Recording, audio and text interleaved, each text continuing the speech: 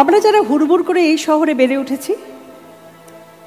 আমরা যারা ইট চাপা হলুদ ঘাসের মতো একদিন ইট ঠেলে মাথা তুলেছি আকাশের দিকে, আমরা যারা চৌকোকে করেছি গোল আর গোলকে করেছি জলের মতো সমতল, আমরা যারা রোদ্দুর মিশিয়েছি জ্যোৎস্নায় আর নদীর ধারে বসে থেকেছি গাঢ় তমসায়,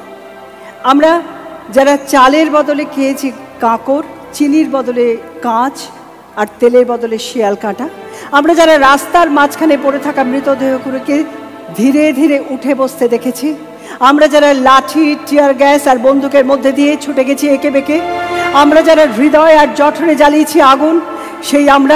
আমরাই এক একদিন ইতিহাস বিস্তৃত সন্ধ্যায় হুল্লোড়ে মেতে উঠে বলে উঠেছি, আহ বেঁচে থাকা কি সুন্দর, আহ বেঁচে থাকা কি সুন্দর।